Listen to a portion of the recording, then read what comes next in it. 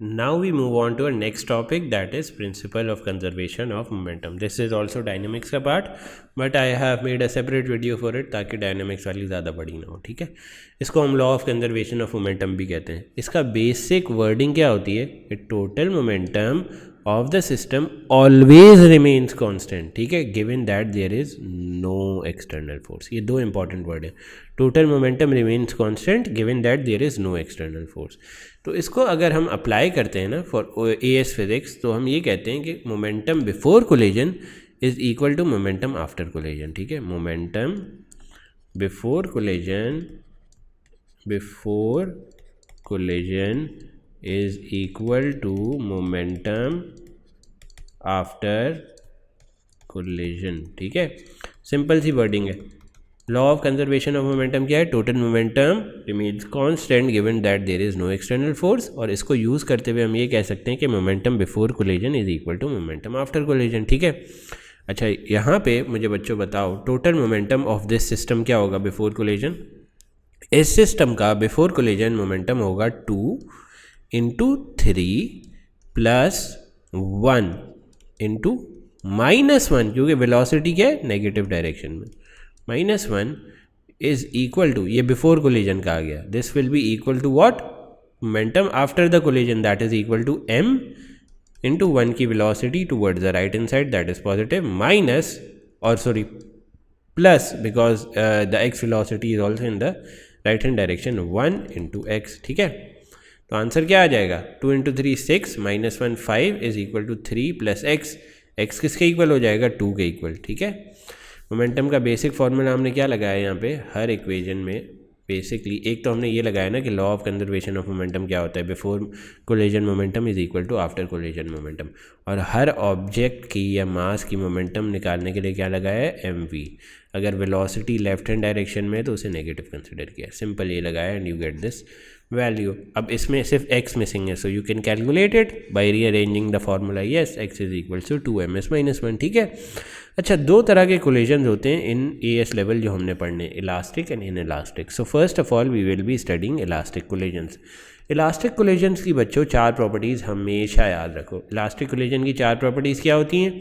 The total momentum of the system remains conserved या constant according to which law? Principle of conservation of momentum. The kinetic energy of the system remains conserve, मतलब kinetic energy before the collision will be equal to kinetic energy after the collision. ठीक है, total energy remains constant according to which law? Law of conservation of energy. ठीक है, law of conservation of energy क्या कहता है कि energy can neither be created और destroyed, it just changes form. तो ये उसके according total energy of the system remains constant. और एक और चीज़ जो इलास्टिक की प्रॉपर्टी है वो ये है कि speed of approach is equal to speed of separation. ये 4 प्रॉपर्टीज़ आपको याद होनी चाहिए या एटलीस्ट जहन में होनी चाहिए फॉर इलास्टिक कोलिजन्स. इसमें जो 4th प्रॉपर्टी है speed of approach is equal to speed of separation, इसको थोड़ा समझ लेते हैं. स्पीड ऑफ अप्रोच बच्चे वो स्पीड है जिस स्पीड से दो particles, let suppose x and y, एक दूसरे के करीब आ रहे होते हैं. सही है, सपोज करो x जो है पार्टिकल 1 है, let suppose this is x particle 1, this is y particle 2. ठीक है, ये दोनों एक दूसरे के करीब जब आ रहे होंगे तो किस स्पीड से आ रहे होंगे? ये बिफोर कोलिजन होती है. Speed of approach is always before collision and speed of separation is always after collision. ठीक है, स्पीड ऑफ अप्रोच क्या होती है कि लेट सपोज दो पार्टिकल्स एक दूसरे के करीब आ रहे हैं, तो वो किस स्पीड से एक दूसरे के करीब आ रहे हैं?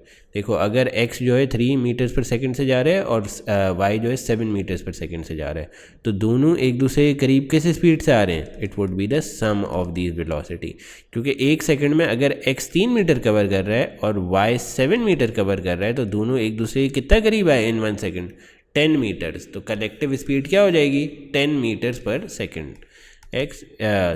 इस स्पीड ऑफ सेपरेशन आएगा यहाँ पे, स्पीड ऑफ अप्रोच आएगा, sorry speed of approach will be equal to 10 ms-1. ठीक है, अच्छा अब सपोज करो स्पीड जो है वो थोड़ी सेम डायरेक्शन में. लेट सपोज कि y जो है 3 ms-1 से मूव कर रहा है और x जो है वो 5 ms-1 से मूव कर रहा है. तो आप क्या करोगे? x की स्पीड से y की स्पीड माइनस कर दोगे. 5 - 3 is equal to 2 ms-1 will be your speed of approach. ठीक है, इसका एक छोटी सी ट्रिक ये याद रखो कि अगर ऑपोजिट साइंस में स्पीड होगी ना, जैसे कि in first case 3 right hand direction पे 7 लेफ्ट हैंड डायरेक्शन पे, तो speed of approach will be calculated by adding both the speeds. जैसे यहाँ पे ऐड किया 7 + 3। If they are in same direction, यहाँ पे सेम का वर्ड आएगा बच्चों, if they are in same direction then the speed of approach will be calculated by subtracting the smaller number from the larger number, that is 5 - 3 here. ठीक है, clear है ये बात? ये याद कर लो कि स्पीड ऑफ अप्रोच जब भी निकालनी होगी और अगर स्पीड्स अपोजिट डायरेक्शन में, एक राइट में एक लेफ्ट में, तो आप दोनों को ऐड कर दोगे। अगर सेम डायरेक्शन में तो आप बिगर माइनस स्मॉलर कर दोगे, सिंपल। अब पढ़ते हैं स्पीड ऑफ सेपरेशन के बारे में। उसके भी 2 केसेस होते हैं।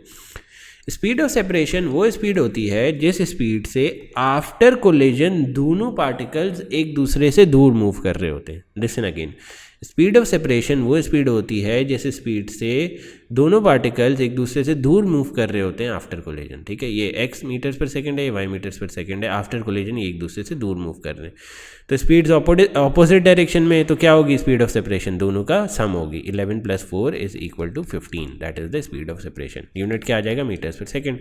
अब अगर स्पीड ऑफ सेपरेशन दोनों सेम डायरेक्शन में, दैट इज ये भी राइट हैंड साइड पे और ये भी राइट हैंड साइड पे, तो क्या करोगे? Larger minus smaller, 9 - 2 = 7, ms - 1 will be your speed of separation. Now let's do an example question. Now first सवाल जो हमारा है इसमें एग्जाम्पल क्वेश्चन में क्या लिखा हुआ है? Given that the collision is elastic, form an equation based on speed of separation is equal to speed of approach. तो मुझे बच्चों बताओ, स्पीड ऑफ अप्रोच दोनों ऑपोजिट डायरेक्शन में, सेम डायरेक्शन में? ऑपोजिट डायरेक्शन में ना, तो they will get plus. Speed of approach will be 200 + 40 = 240। अब स्पीड ऑफ सेपरेशन का भी बता दो, दोनों सेम डायरेक्शन में या ऑपोजिट डायरेक्शन में? सेम डायरेक्शन में, तो speed of approach will B y और speed of separation will B y - x। Okay, so let's put it down. 40 = y - x. This is our equation. Let's see the answer as well. Yes, 40 = y - x. Form another equation based on principle of conservation of momentum. Principle of conservation of momentum क्या होता था बच्चों? Momentum before collision is equal to momentum after collision. तो before collision momentum क्या होगा? Before collision momentum क्या क्या किस चीज़ को कॉन्स्टिट्यूट करेगा? 200 × 5, दैट इज़ 200 × 5 प्लस, ठीक है, ये अब प्लस में आप 2 रखोगे फॉर द मास और वेलोसिटी क्या हो जाएगी? -40, because it is on the left hand side. तो ये टोटल क्या हो जाएगा? 920 N/s। ठीक है, अब आफ्टर कोलिजन क्या होगा momentum? After collision momentum will be 5 × x + 2 × y। Can we equate both of these? क्योंकि they are equal according to principle of conservation of momentum. Yes, 920 = 5x + 2y। ये आ गई आपकी सेकंड इक्वेशन। अब बच्चों अगर आपने ओ लेवल्स में या AS मैथ्स में साइमल्टेनियस इक्वेशंस पढ़ी हैं तो यू नो अगर 2 इक्वेशंस हों और अननोन भी 2 हों, you can calculate both the unknowns using simultaneous equations. So this is what we do, solve simultaneously to find y and x। Simple. Is it clear? अगर कोई सवाल हो तो you can ask me in the comments below. Now let's move on to inelastic collisions. Inelastic collisions में बच्चों total energy remains conserved and total momentum also remains conserved. तो ये 2 properties हैं जो सेम एज इलास्टिक कोलिजन है। But the thing that differs, मतलब जो चीज़ change होती है इलास्टिक कोलिजन से या कोई डिफरेंस जो है इलास्टिक कोलिजन और इनइलास्टिक का, वो ये है कि kinetic energy doesn't remain conserved in elastic collision और speed of separation is not equal to speed of approach. ये 2 चीज़ें हैं जो इन इलास्टिक कोलिजन में नहीं होती बट इलास्टिक कोलिजन में होती हैं। ठीक है, इलास्टिक कोलिजन में क्या हो रहा था? काइनेटिक एनर्जी कंजर्व रह रही थी और speed of approach was equal to speed of separation. But in elastic collision में क्या हो रहा है कि kinetic energy doesn't remain conserved and speed of separation isn't equal to speed of approach. Simple सी बात है। Now let's do an example question. Example 1 में क्या लिखा हुआ है? There is a 2 kg of mass, velocity है 1.6 मीटर्स पर सेकेंड। 2 kg का एक और मास है जो कि रेस्ट पे है। ठीक है, एक और आफ्टर कोलिजन क्या होता है कि 2 kg का मास v मीटर्स पर सेकंड से मूव कर रहा है और ये b वाला जो है 0.9 मीटर्स पर सेकंड से मूव कर रहा है। हमने अप्लाई करना है principle of conservation of momentum to find v। ठीक है, principle of conservation of momentum तो दोनों में लगता था ना, इलास्टिक और इनइलास्टिक में, क्योंकि दोनों में मोमेंटम रिमेन्स कंजर्व्ड। तो 2 kg × 1.6 would be equal to 2 × 1.6 plus 2 × 0 क्योंकि ये रेस्ट पे। ठीक है, is equals to 2 into v plus 2 into 0.9, वी क्या आ गई 0.7 मीटर्स पर सेकेंड। सिंपल।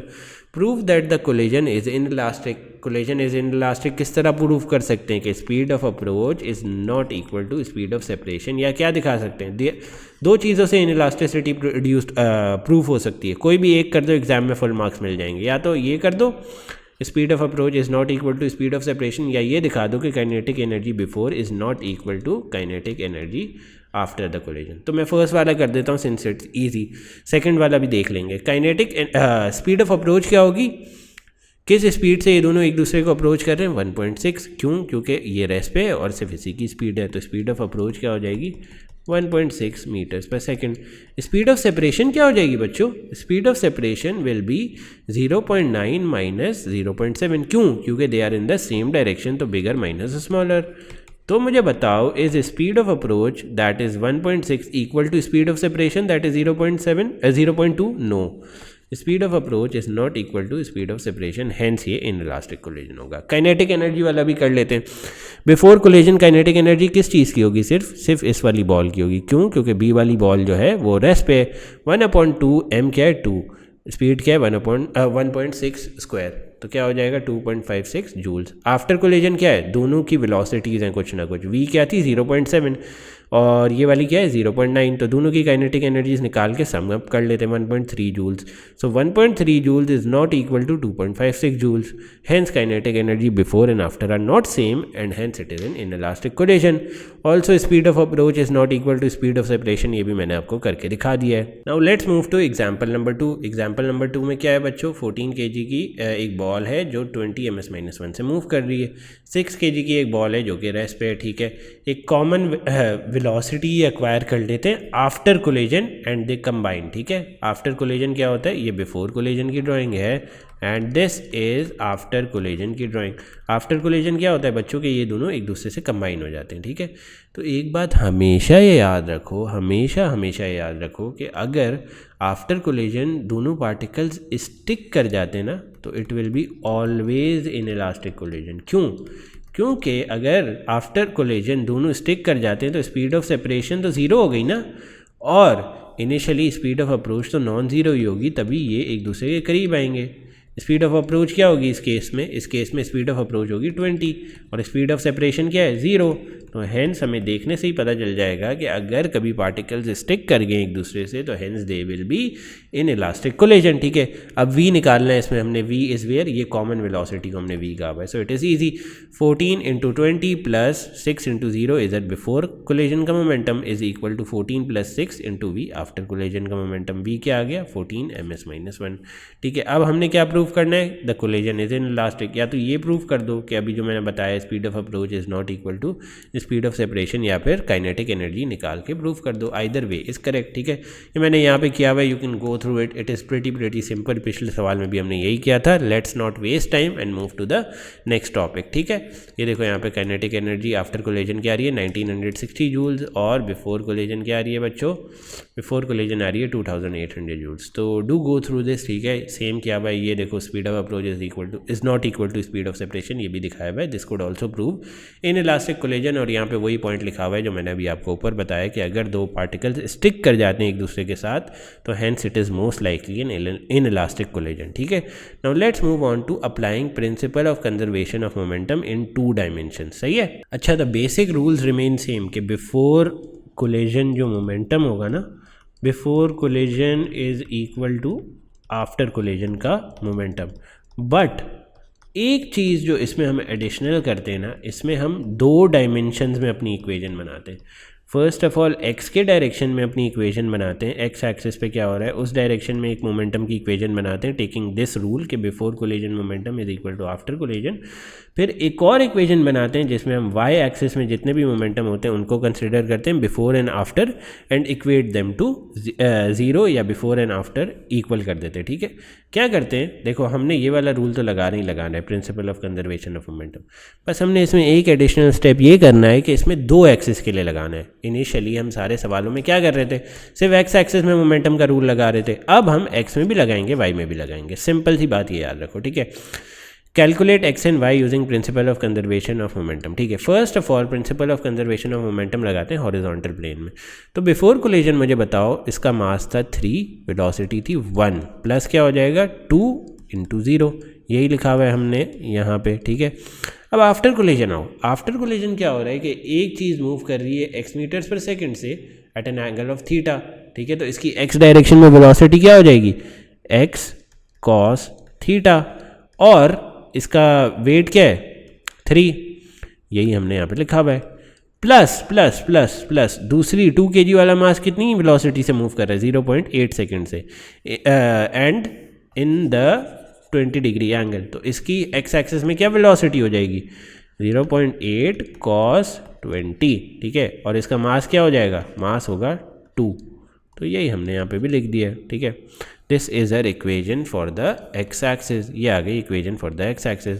अब वाई एक्सिस की भी निकाल लें। Let's erase this. ये सारी चीज़ें मैंने नोट्स में लिखी हुई हैं, you can go through it. Notes नीचे डिस्क्रिप्शन से डाउनलोड कर सकते हो। ठीक है, अब वाई एक्सिस में क्या है, वाई एक्सिस में बिफोर कोलिजन तो कोई मोमेंटम नहीं है, so we put it at 0। ठीक है, आफ्टर कोलिजन वाई एक्सिस में कोई वेलोसिटी है, यस है, एक्स साइन थीटा, और मास क्या है 3, एक्स साइन थीटा। और आफ्टर कोलिजन एक्स एक्सिस में एक और भी वेलोसिटी है, बट ये नीचे की तरफ जा रही है, so we will take this as negative. तो क्या है, -2 × 0.8 sin 20। ठीक है, this is your second equation considering the y axis. ये देखो, वाई एक्सिस को कंसिडर किया 3x sin theta plus 2 × 0.8 - sin 20। ठीक है, sin थीटा की ये इक्वेजन आ गई, और ये इक्वेजन 2 थी, ये इक्वेजन 1 है। अब वी हैव 2 इक्वेजन। ठीक है, अब वी हैव 2 इक्वेजन। चलो let me zoom out to tell you another trick. देखो, जब भी फिजिक्स के पेपर में 2 ऐसी इक्वेजन आ जाए ना, जिसमें एक let suppose 3x cos theta is equal to 1.5 is your equation 1 and 3x sin theta is equal to 0.5 is your equation 2। ठीक है, फिजिक्स के पेपर में जब भी इस तरह की इक्वेशन आ जाए ना, तो आप क्या करोगे, आप इंस्टेड ऑफ सब्स्टिट्यूटिंग, जैसे कि साइमल्टेनियस इक्वेशंस में करते आए, इंस्टेड ऑफ सब्स्टिट्यूटिंग आप इक्वेशंस को डिवाइड कर दो। Equation 2 is divided by equation 1, simple ये कर दो। ठीक है, तो क्या होगा, 3x sin theta is divided by 3x cos theta is equal to 0.55 divided by 1.5। मैंने इक्वेशन 2 को इक्वेशन 1 से डिवाइड कर दिया, तो ये 3x कट गया।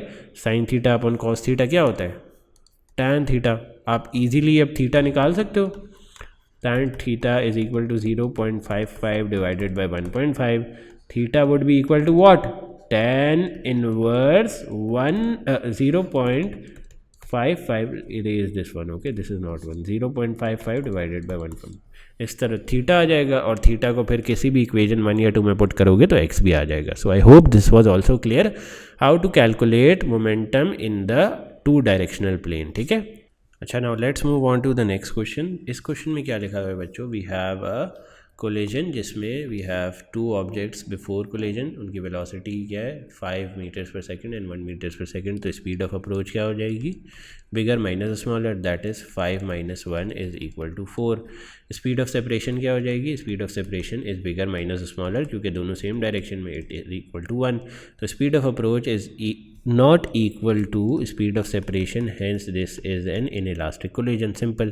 Now we have to calculate the change in momentum of A. Let me erase this, ये सारी वर्किंग यहाँ पे लिखी हुई है, so you can see it neatly. This is just my working space, तो यहाँ पे थोड़ा सा नीट रखता हूँ मैं।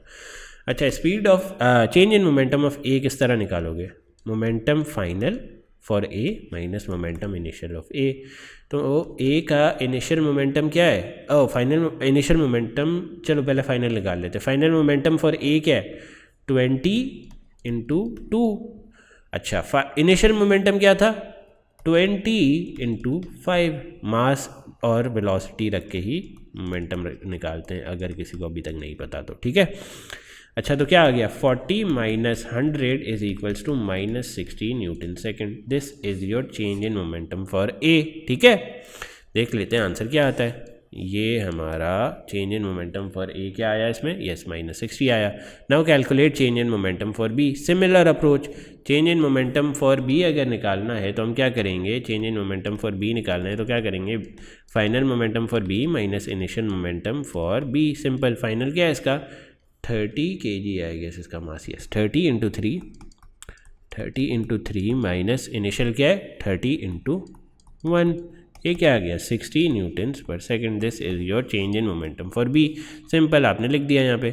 अब कंक्लूजन क्या हुआ इसका बच्चों, अगर आप गौर से देखो तो the loss in momentum for A that is 60 newton second is equal to the gain in momentum for B, and this justifies what, ये क्या जस्टिफाई करता है, principle of conservation of momentum. मतलब क्या, total momentum of a system always remains constant. एक object ने अगर वो मोमेंटम लूज़ किया तो दूसरे ने वो गेन कर लिया, सिंपल। चलो, I hope this is clear. Now next part पे आते हैं, sketch a velocity time graph for A and B. तो सिंपल है यार, ए इनिशियली 5 पर ट्रैवल कर रहा था, आफ्टर कोलिजन किस पर ट्रैवल करना शुरू हो गया 2। दो हॉरिजॉन्टल लाइंस बनाओ, उनके बीच में एक डायगनल लाइंस बना दो, ठीक है। For during the collision velocity या तो डायगनली इंक्रीज करती है या डायगनली डिक्रीज करती है। बी का क्या हो रहा था, initially 1 meters per second travel कर रहा है, after collision 3 metres per second पर ट्रैवल करना शुरू हो जाता है। तो एक डायगनल लाइन बना दो between these 2 horizontal line, simple. Sketch momentum versus time graph for A and B before and after and during the collision. Simple है यार, बिफोर कोलिजन ए का क्या था momentum, P initial for A क्या था 100, P final for A क्या था बच्चों 40। तो उस पर एक लाइन बना दी, 2 हॉरिजॉन्टल बनाई, बीच में एक डायगनल बना दी। अब पी इनिशियल फॉर बी क्या था 30 और पी फाइनल फॉर बी क्या था 90। सिंपल, दोनों की हॉरिजॉन्टल लाइन बनाओ और बीच में एक डायगनल लाइन बना दो, सिंपल एज दैट, ठीक है। Show that during collision the force which A exerts on B is equal and opposite to the force which B exerts on A। Examiner का this is favourite सवाल, FAQ है ये, इसकी working अगर याद करनी है तो याद कर लो, बट समझ के जाओ तो बहुत अच्छा है। देखो, हमें ये पता है कि change in momentum of A is equal to minus change in momentum of B due to which law, principle of conservation of momentum. क्योंकि total momentum of the system remains constant, तो एक ऑब्जेक्ट जितना loose करेगा दूसरा object उतना gain कर लेगा, simple सी बात है। और हमें न्यूटन के सेकंड लॉ से ये पता है कि force is equal to change in momentum over time. This is Newton का सेकंड लॉ। तो बच्चों, अगर न्यूटन का सेकंड लॉ लगा के मैं ये कर लूँ कि इसमें मैं चेंज इन मोमेंटम को सब्जेक्ट बना दूँ, change in momentum is equal to force into time, ठीक है, ऐसे कर सकता हूँ। और इस चेंज इन मोमेंटम की जो मेरी इक्वेशन आई है उसको मैं इसमें प्लग कर दूँ, क्या हो जाएगा, change in momentum for A क्या हो जाएगा, FA into TA is equal to what, minus change in momentum of B। तो change in momentum of B कैसे निकालेंगे, माइनस FB इंटू TB। अब मुझे पता है कोलिजन का time for both the objects is same, तो TA will be equal to TB, ये यहाँ पे लिखा हुआ है, ये रहा, तो वी कैंसिल दिस आउट और हेंस आंसर क्या आ जाता है आखिर में, FA is equal to minus FB। This is what we had to prove कि A जो फोर्स लगा रहा है B पे वो एग्जैक्टली इक्वल है बट इन ऑपोजिट डायरेक्शन है टू द फोर्स जो B लगा रहा है A पे। डू रिमेंबर दिस डेरिवेशन क्योंकि ये एग्जाम में आती है and this is one of the favourite question of the examiner. तो let's move on to the next thing. अच्छा, so now the next thing is calculating momentum mass या velocity when the initial moment. अच्छा, so the next thing is, जो question आते हैं जिस तरह के एग्ज़ाम में कुछ इस तरह के आते हैं कि कुछ ऐसी सिचुएशंस दी होती हैं जिधर इनिशियल मोमेंटम ज़ीरो होता है। तो बच्चों, अगर इनिशियल मोमेंटम ज़ीरो है तो मुझे बताओ law of conservation of momentum के हिसाब से फाइनल मोमेंटम भी क्या होना चाहिए, ज़ीरो, क्योंकि मोमेंटम इज़ कांस्टेंट या टोटल मोमेंटम रिमेन्स कांस्टेंट या conserved in a system given that there is no external force. तो अगर इनिशियल ज़ीरो है तो फाइनल भी ज़ीरो होगा, ठीक है। Now let's consider an example और उसके थ्रू इसको समझने की कोशिश करते हैं। अच्छा, let's suppose you have a revolver और अ गन, ठीक है, जो इनिशियली एट रेस्ट पे। अब अगर रिवॉल्वर या गन रेस्ट पे है तो इसका इनिशियल मोमेंटम क्या हो जाएगा बच्चों, initial momentum will be zero. अब मोमेंटम को मैं P से रिप्रेजेंट कर रहा हूँ, इतने सवाल कर लिए हैं कि यू मस्ट नो कि P is a symbol for momentum, ठीक है। इनिशियल मोमेंटम ज़ीरो है, ठीक है।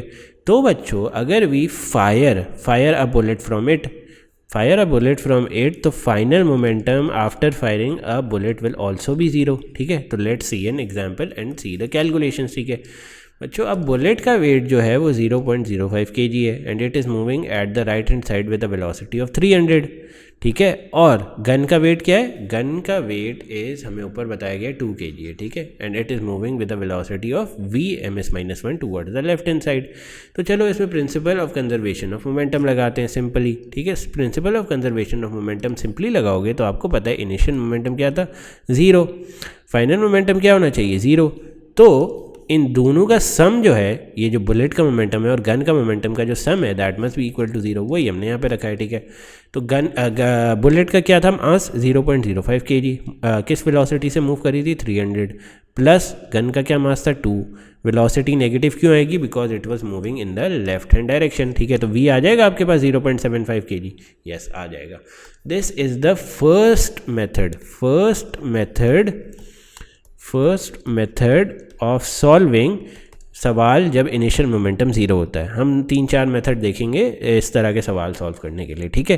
अब आ जाओ सेकंड मेथड पे, that is the journal formula. Journal formula क्या होता है कि बिगर mass into the bigger mass की velocity is equal to the smaller mass into smaller mass की velocity. This is a general formula जो आप यूज़ कर सकते हो and it is also called the second method of solving question which have an initial momentum of 0। Bigger mass क्या है, gun का मास है, वो 2 रख दिया, गन की वेलोसिटी को v रख दिया। स्मॉलर मास क्या है बुलेट का 0.05 kg, बुलेट की वेलोसिटी क्या है 300, वो 300 रख दी, तो गन की वेलोसिटी क्या आ जाएगी 0.75 मीटर्स पर सेकंड, ठीक है। अब बच्चों एक और भी मेथड होता है जिसमें हम सवाल सॉल्व करते हैं फॉर इनिशियल मोमेंटम का, ठीक है। फॉर इनिशियल मोमेंटम जब 0 होता है ना, तब एक और मेथड लगा के भी हम सवाल सॉल्व कर सकते हैं। वो पहले समझने से मुझे ये बताओ मोमेंटम का क्या फॉर्मूला होता था mv। अब अगर इसमें मैं p divided by m is equal to v कर दूं तो मुझे क्या बता सकते हो m और v किस तरह रिलेटेड है। m और v इन्वर्सली रिलेटेड है, इन्वर्सली प्रोपोर्शनल कह सकते हो, ठीक है। अब जब भी कोई ऐसा रिलेशन होता है जो इन्वर्सली प्रोपोर्शनल होता है, तो लेट सपोज अगर मैं मास को m से 2m कर दूं तो वेलोसिटी क्या हो जाएगी v से 1/2 वेलोसिटी हो जाएगी। सिमिलरली अगर मैं मास को m से 4m कर दूं तो वेलोसिटी क्या हो जाएगी v से 1/4v। हो क्या रहा है कि जिस भी मल्टीपल से आप मास को बढ़ाओगे उतने मल्टीपल से वेलोसिटी डिक्रीज हो जाएगी या गिर जाएगी, ठीक है। तो now let's apply this ratio method to solving सवाल जिसमें इनिशियल मोमेंटम 0 होता है, और ये तीसरा मेथड है, ठीक है। तो अब आप देखो बच्चों, अभी आपके पास है क्या, लेट मी इरेज दिस, ठीक है। ये सारी चीज़ें लिखी हुई है नोट्स में, तो आप लोग जाके पढ़ सकते हो। अभी बस मैं इसलिए मिटा रहा हूँ ताकि मुझे एक थोड़ी सी रफ स्पेस मिल जाए, ठीक है। गन का मास क्या था 2 kg, बुलेट का मास क्या था 0.05 kg। तो दोनों के मास में डिफरेंस कितना आया है 0.05। अगर मैं यहाँ पे मास ऑफ गन लिख दूँ और यहाँ पे मास ऑफ बुलेट लिख दूँ तो फ़र्क क्या आ रहा है 400 divided by 1 is equal to mass of bullet divided by mass of gun divided by mass of bullet. अब हमने ये पढ़ा था कि जो भी मास का रेशो आएगा that would be inverse of velocity का रेशो। क्यों? क्योंकि हमने ये फॉर्मूला में ये देखा था कि these both are inversely proportional. तो वेलोसिटी का रेशो क्या हो जाएगा, दोनों की वेलोसिटी का रेशो क्या हो जाएगा, let me write it in red, V B divided by let me write it correctly, V G, इसमें भी गन ऊपर रखोगे, और V B is equal to 1/400, ठीक है। क्लियर हुई बात। मास का हमने पहले रेशो निकाला, ठीक है, जैसे भी निकाल लो, गन डिवाइडेड बाय बुलेट कर लो, बुलेट डिवाइडेड बाय गन कर लो, इट डजेंट मैटर, ठीक है। लेकिन जो रेशो इधर रखोगे ना वही रेशो इधर भी रखना है कि यहाँ पे मैंने गन ऊपर रखी है मास में, तो यहाँ पे वेलोसिटी में भी गन ही ऊपर रखूँगा। यहाँ पे मैंने बुलेट का मास नीचे रखा है तो यहाँ पे बुलेट की वेलोसिटी भी नीचे रखूँगा। अब जो मास का रेशो आएगा ना उसका inverse will be the ratio for the velocity of gun divided bye bullet, ठीक है। अब बुलेट की वेलोसिटी आपको पता है, यस पता है, V ji is equal to bullet की क्या वेलोसिटी थी 300 डिवाइडेड बाय 1/400।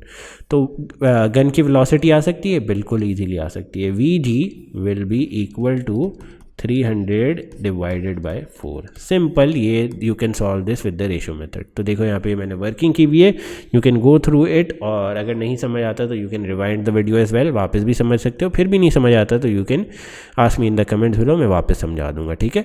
अच्छा, show that m capital M divided by small m is equals to small v divided by capital V। तो ये किस तरह शो करेंगे भाई? Law of conservation of momentum लगा लो। इनिशियल मोमेंटम 0 है तो फाइनल भी 0 होना चाहिए, m minus V plus M V, ठीक है। ये कर दिया and we rearrange it to get this formula, ठीक है। अच्छा, वन मोर प्रोपोर्शन या फार्मूला या कह सकते हो रेशियो जो आपको इसमें याद होना चाहिए कि काइनेटिक एनर्जी ऑफ गन और काइनेटिक एनर्जी ऑफ बुलेट का जो रेशियो होगा ना, it will be similar to the velocity of gun का एंड वेलोसिटी ऑफ बुलेट का रेशियो, ठीक है। तो let suppose mass of gun divided by mass of bullet, उसका क्या रेशियो आया? उसका रेशियो लेट सपोज ऊपर वाली इक्वेशन से ले लेते हैं, उसमें आया था 400/1। तो वेलोसिटी अपॉन गन और वेलोसिटी ऑफ बुलेट का क्या रेशियो था? 1/400। सिमिलरली काइनेटिक का भी यही रेशियो होगा, kinetic of gun divided by kinetic of bullet will also B 1/400। तो प्लीज़ ये याद रखना, काइनेटिक और वेलोसिटी का ratio is always the inverse of mass का रेशियो, ठीक है। हमने शो क्या करना है? Kinetic of gun divided by kinetic of bullet is equal to velocity of gun divided by velocity of bullet. V बड़ा लिखा हुआ है तो मतलब गन के लिए, छोटा लिखा हुआ है तो बुलेट के लिए। तो ये सिंपली दिखा देंगे, दोनों की वेलोसिटीज़ रखेंगे, we will break it down. और हमें पिछली वाली इक्वेशन से क्या पता है? Capital M capital V is equal to small m small v। ये कट हो जाएंगे एक दूसरे से, we will be left with capital V and divided by small v, ठीक है। Calculate ratio of kinetic energy of gun divided by kinetic energy of bullet. ये किसके इक्वल होता है? Velocity of gun divided by velocity of bullet. और ये किसके equal होता है? Inverse of mass of gun divided by mass of bullet, ठीक है। मास ऑफ गन क्या है? मास of gun is 10 kg divided by mass of bullet क्या है? 0.1 इज इक्वल टू 100। तो वेलोसिटी का क्या आ जाएगा? 1/100। और सिमिलरली काइनेटिक का भी 1/100 ही आ जाएगा, इधर लिखा हुआ भी है। So you can confirm this, okay. So now let's move on to the next thing, ठीक है। Other examples when initial momentum is 0, जब बॉम्ब एक्सप्लोड करता है तब भी इनिशियल मोमेंटम 0 होता है, ठीक है। अब अगर बॉम्ब एक्सप्लोड कर रहा है ये 12 kg का या 8 kg का है, तो इनका मास का रेशियो क्या हो जाएगा? ma divided by mb, 12 divided by 8। Velocity का रेशियो क्या हो जाएगा? वेलोसिटी का रेशियो क्या हो जाएगा? इन्वर्स हो जाएगा 2/3। काइनेटिक का भी क्या हो जाएगा? सेम ही रहेगा वेलोसिटी जैसा, या ये कह सकते हो कि मास से इन्वर्स हो जाएगा 2/3। सिंपल, ठीक है। Do remember this. Now let's move on to total kinetic energy. अच्छा, अब अगर बच्चों आप ये सपोज कर लो कि total kinetic energy is E, तो एक एक पार्टिकल की काइनेटिक एनर्जी किस तरह निकालोगे? सिंपल, फ्रैक्शन है, ठीक है।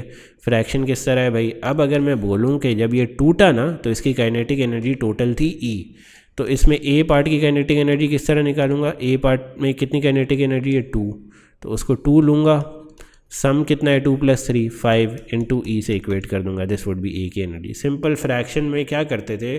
7 क्लास में 8 क्लास में पढ़ा होगा आपने।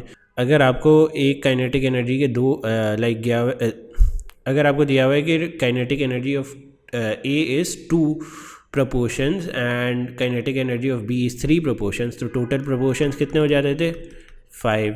और काइनेटिक एनर्जी ऑफ ए निकालने के लिए क्या फ्रैक्शन करते थे? 2/5। दिस इज काइनेटिक एनर्जी का फ्रैक्शन। इसको मल्टीप्लाई कर देंगे ई से तो हमारे पास काइनेटिक एनर्जी आ जाएगी फॉर ए। और काइनेटिक एनर्जी और बी निकालने के लिए क्या करते थे? फ्रैक्शन प्रपोर्शन कितनी होती थी? बी की 3 है, टोटल कितने? 5 इंटू ई। ये यहाँ पे किया हुआ है, so you can get it. अच्छा, अब there is an example question that I think uses all the concept जो हमने किए हैं, तो you can do it at your own घर पे, ठीक है। इसमें सिर्फ काइनेटिक एनर्जी निकालिए, यू कैन डू इट, ठीक है। अब आ जाओ इस वाले सवाल पे। दिस इज़ ऑल्सो व्हाट, ये वही वाला सवाल है जिसमें principal of conservation of momentum 2 direction में लगते थे। 2 डायरेक्शन में लगते थे तो क्या करते थे हम? सिंपल है, हम क्या करते थे? हम एक्स की इक्वेशन बनाते थे in the X plane and Y plane में बनाते थे। बस इसमें फ़र्क ये है कि this is for the scenario जब इनिशियल मोमेंटम 0 होता है, ठीक है। वरना ये है 2 डायमेंशनल मोमेंटम का सवाल ही। इसमें एक्स की इक्वेशन बनाओगे, वाई की बनाओगे and you will solve it accordingly. अच्छा, दिस इज़ अनदर सवाल जो यूजुअली एग्जामिनर का फ्रीक्वेंटली आस्क क्वेश्चन है, so let's see that as well. A ball strikes a metal plate at 6 meters per second and rebounds back with 4 meters per second as shown. ठीक है, explain how principle of conservation of momentum applies in this case. Ball loses some momentum upon impact, कुछ momentum यहाँ पे heat की सूरत में चले जाएगा. This loss in momentum is gained by the metal plate. Metal plate क्या है, ये है. ठीक है, और इस वजह से total momentum of the system remains constant. या आप क्या भी लिख सकते हो, आप ये लिख सकते हो कि momentum ball is equal to negative P and metal plate. M से मेटल प्लेट रिप्रेजेंटेड है और बी से बॉल रिप्रेजेंटेड है. सिंपल. ठीक है, now let's move on to this relationship. This is also like frequently asked question. हमें क्या पता है, काइनेटिक एनर्जी इज 1/2 mv². ठीक है, और हमें एक और बात क्या पता है, P is equals to mv. इसमें अगर मैं v को सब्जेक्ट बना दूँ, let me mark it with red, v को सब्जेक्ट बना दूँ तो p divided by m is equal to v, और v को फिर यहाँ पे पुट कर देते हैं 1/2 mp². ठीक है, तो क्या हो जाएगा 1/2 m into p² divided bye m². तो ये क्या हो जाएगा, m से m cut and we will get p² divided by 2m as our kinetic energy का आंसर. ठीक है, is it clear? Now let's move on to a last topic of dynamics, that is Newton's third law. अब Newton's का third law is really easy and you just need to remember 3 things about it. क्या, first thing ये है कि यार the forces are equal and opposite.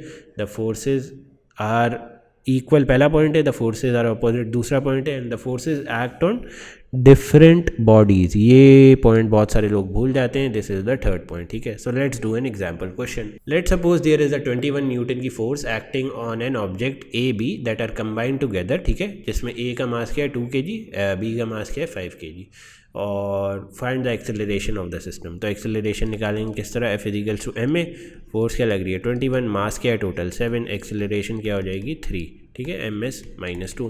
अब इसमें हमने ये निकालना है, according to Newton's third law हमने ये निकालना है कि जो फोर्स ए एक्सर्ट कर रही है बी पे, that is this x, and जो फोर्स बी एक्सर्ट कर रहा है on A, that is this x, are equal. तो चलो लेट्स कैलकुलेटेड. ए किस एक्सेलरेशन से मूव कर रहा है 3. ठीक है, और B A is equals to 3 से मूव कर रहा है. तो F is equals to M A का फॉर्मूला दोनों पे लगा देते हैं. एफ क्या है, ए के केस में 21 minus x, 21 right hand side पे, एक्स लेफ्ट हैंड साइड पे. वेट क्या है 2 और इसकी एक्सेलरेशन क्या है 3, तो एक्स क्या आ जाएगा 15 न्यूटन. बी वाले केस में क्या हो रहा है, बी वाले केस में ए की फोर्स है, दैट इज एक्स. मास क्या है 5 kg, एक्सेलरेशन है 3 kg, तो एक्स क्या आ गया 15 न्यूटन. दोनों केसेस में एक्स सेम आ रही है. दिस प्रूव आवर पॉइंट के एक्स इज़ इक्वल. और देखो एक एक्स जो है लेफ्ट हैंड साइड पे लग रही है एंड एक एक्स जो है राइट हैंड साइड पे लग रही है, तो एक्स इज ऑपोजिट. और ये दोनों एक्सेस जो है डिफरेंट बॉडीज़ पे लग रही हैं. तो this satisfies the 3 points of Newton's third law. और भी सिमिलर सवाल हैं, बिल्कुल ही सिमिलर सवाल हैं, तो you can see it on your own. इसमें लिटरली एक सब्जेक्ट भी चेंज नहीं है, सारे सिमिलर सवाल हैं. ठीक है, तो यू कैन सी 2 सवाल मैंने दिए हुए हैं, you can see it out your homework. अच्छा, एक और बात that you must remember is that जब भी एक वेट अगर स्लोप पे लग रहा होगा ना, एक वेट अगर स्लोप पे लग रहा होगा, लेट्स से 20 न्यूटन, तो जो डाउन द स्लोप वेट का एलिमेंट होगा ना, जो डाउन द स्लोप हमेशा वेट का एलिमेंट होगा ना, late me mark it with red. Down the slope जो वेट का एलिमेंट होगा वो 20 साइन थीटा होगा. ठीक है, या ये कह सकते हो कि W साइन थीटा होगा. ठीक है, W क्या है इसमें 20, साइन थीटा क्या है, ये थीटा जो यहाँ पे स्लोप बना रहा होता है. ठीक है, और जो अपवर्ड लग रहा होगा ना, ऊपर की तरफ या नीचे की तरफ जो भी लग रहा होगा वो होगा W cos थीटा. ठीक है, और वो क्या होगा इस केस में 20 cos 30. तो क्या बच्चे समझे हो बच्चों, अगर वेट स्लोप पे लग रहा होगा तो it will always get divided into 2. जो वेट अलोंग द स्लोप लग रहा होगा दैट विल बी 20 साइन 30 या W साइन थीटा, और जो वेट स्लोप के बिल्कुल परपेंडिकुलर लग रहा होगा दैट वुड बी 20 cos 30 या W cos theta. So this marks the end of dynamics. I hope चीज़ें क्लियर हैं. If you have any question you can ask in the comments, और जो नोट्स हैं वो डिस्क्रिप्शन से डाउनलोड कर सकते हो.